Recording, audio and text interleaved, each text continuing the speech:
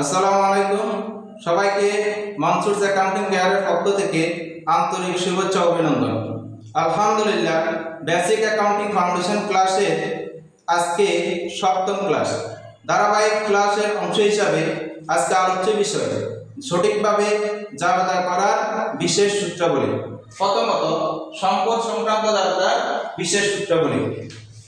ব্যবসায়ের ব্যবহার উদ্দেশ্যে কোনো সম্পদ ক্রয় করা হলে ক্রয় হিসাবকে ডেবিট না করে সম্পদ হিসাবকে ডেবিট করতে হবে, কারণ ক্রয়ের ফলে সম্পদ বৃদ্ধি পায়। ব্যবসায় বিক্রির উদ্দেশ্যে কোনো সম্পদ ক্রয় করা হলে সম্পদ হিসাবকে ডেবিট না করে ক্রয় হিসাবকে ডেবিট করতে হবে, কারণ ক্রয় হিসাব ব্যয় হিসাব, অর্থাৎ ব্যয় বৃদ্ধি ডেবিট। তৃতীয়ত, সম্পদের সুদ অপরিচালন আয়, যেমন বিনিয়োগের সুদ, ব্যাংক জমার সুদ, সঞ্চয়পত্র সুদ, আমানত সুদ ইত্যাদি।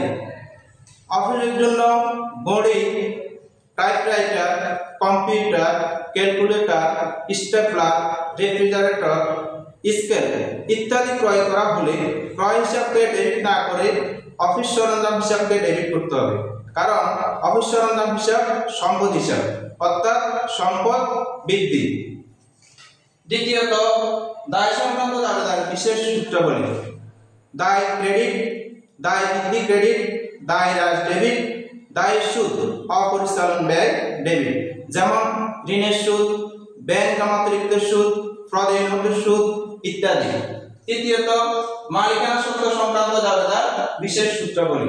মালিকানা সত্ত্ব ক্রেডিট, মালিকানা সত্ত্ব বৃদ্ধি ক্রেডিট, মালিকানা সত্ত্ব হ্রাস পেলে ডেবিট।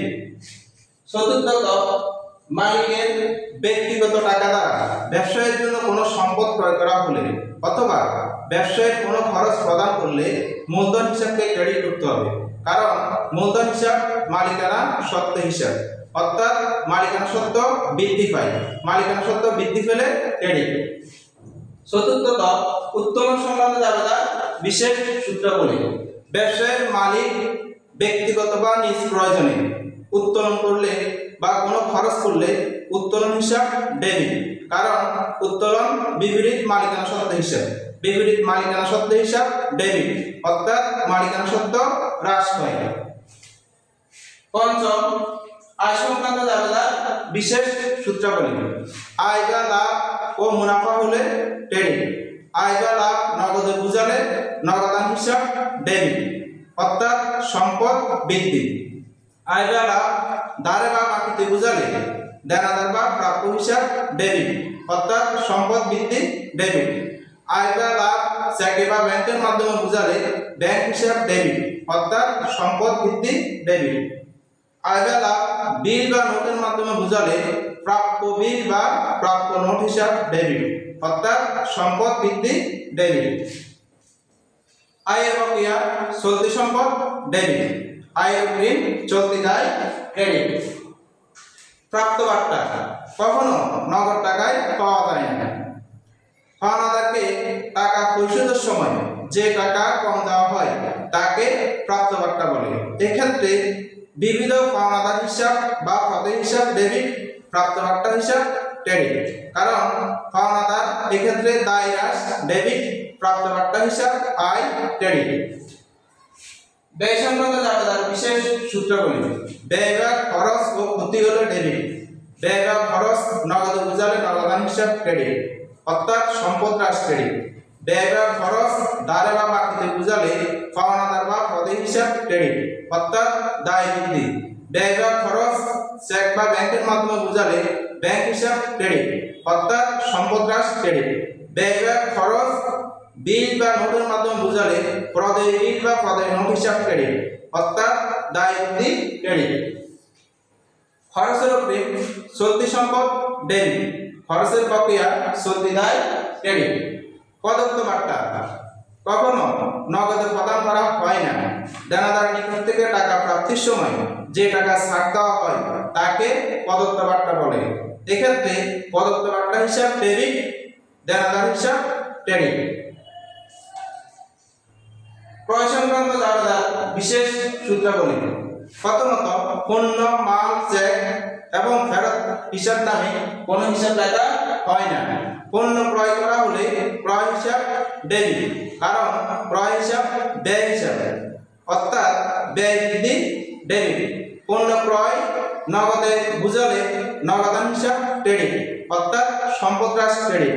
পণ্য ক্রয় দাঁড়ে বা বাকিতে বুঝালে পাওনাদার বা প্রদেয় হিসাব ক্রেডিট, অর্থাৎ দায় বৃদ্ধি ক্রেডিট। পণ্য ক্রয় চেকে বা ব্যাংকের মাধ্যমে বুঝালে ব্যাংক হিসাব ক্রেডিট, অর্থাৎ সম্পদ হ্রাস ক্রেডিট। পণ্য ক্রয় বিল বা নোটের মাধ্যমে বুঝালে প্রদেয় বিল বা প্রদেয় নোট হিসাব ক্রেডিট, অর্থাৎ দায় বৃদ্ধি ক্রেডিট। অফিসে ব্যবহারের জন্য কাগজ, কলম, চক, পেন্সিল, টেপ, সুতা, ক্লিপ ইত্যাদি ক্রয় করা হলে ক্রয় হিসাবকে ডেবিট না করে মনি হিসাব বা সাপ্লাই হিসাব বা সরবরাহ হিসাবকে ডেবিট করতে হয়, কারণ মনি হিসাব ব্যয় হিসাব, অর্থাৎ ব্যয় বৃদ্ধি ডেবিট। কোন লেনদেনে ব্যক্তি বা প্রতিষ্ঠানের নাম উল্লেখ থাকলে মনে করতে হবে লেনদেনটি দাঁড়ে বা বাকিতে সম্পূর্ণ হয়েছে। তবে একই লেনদেনে নগদ কথাটি উল্লেখ থাকলে মনে করতে হবে লেনদেনটি নগদে সম্পূর্ণ হয়েছে, তখন ব্যক্তি বা প্রতিষ্ঠানের নাম হিসাবভুক্ত হবে না। ক্রয় ফেরত সংক্রান্ত দাবিদার বিশেষ সূত্রাবলী। ক্রয়কৃত পণ্য ফেরত দেওয়া হলে ক্রয় ফেরত বা বই ফেরত হিসাব ক্রেডিট, কারণ ক্রয় ফেরত বা বই ফেরত হিসাব হলো বিপরীত ব্যয় হিসাব, অর্থাৎ বিপরীত ব্যয় হিসাব ক্রেডিট। ক্রয়কৃত পণ্য নগদে ক্রয়কৃত পণ্য ফেরত দেওয়া হলে নগদান হিসাব ডেবিট, অর্থাৎ সম্পদ বৃদ্ধি। দাঁড়ে বা বাকিতে ক্রয়কৃত পণ্য ফেরত দেওয়া হলে পাওনাদার হিসাব বা প্রদেয় হিসাব ডেবিট, অর্থাৎ দায় হ্রাস। চেকে বা ব্যাংকের মাধ্যমে ক্রয়কৃত পণ্য ফেরত দেওয়া হলে ব্যাংক হিসাব ডেবিট, অর্থাৎ সম্পদ বৃদ্ধি। বিল বা নোটের মাধ্যমে ক্রয়কৃত পণ্য ফেরত দেওয়া হলে প্রদেয় বিল বা প্রদেয় নোট হিসাব ডেবিট, অর্থাৎ দায় হ্রাস। বিক্রয় সংক্রান্ত দাবিদার বিশেষ সূত্রাবলী। বিক্রয় সংক্রান্ত দাবিদার বিশেষ সূত্রাবলী। পণ্য বিক্রয় করা হলে বিক্রয় হিসাব ক্রেডিট, অর্থাৎ বিক্রয় হিসাব আয় হিসাব, আয় বৃদ্ধি ক্রেডিট। ব্যবসায়ে ব্যবহৃত বা ব্যবহারের উদ্দেশ্যে ক্রয়কৃত এবং পুরাতন কোনো সম্পদ বিক্রি করা হলে বিক্রয় হিসাবকে ক্রেডিট না করে সংশ্লিষ্ট সম্পদ হিসাবকে ক্রেডিট করতে হবে, কারণ বিক্রয়ের ফলে সম্পদ চলে যায়, সম্পদ চলে গেলে সম্পদ হিসাব ক্রেডিট। বিক্রয় ফেরত সংক্রান্ত দাবিদার বিশেষ সূত্রাবলী। বিক্রিত পণ্য ফেরত আসলে বিক্রয় ফেরত বা আন্তঃফেরত হিসাব ডেবিট, কারণ বিক্রয় ফেরত বা আন্তঃফেরত হিসাব হলো বিপরীত আয় হিসাব, অর্থাৎ বিপরীত আয় হিসাব ডেবিট, আয় হ্রাস ডেবিট। নগদে বিক্রিত পণ্য ফেরত আসলে নগদান হিসাব ক্রেডিট, অর্থাৎ সম্পদ হ্রাস।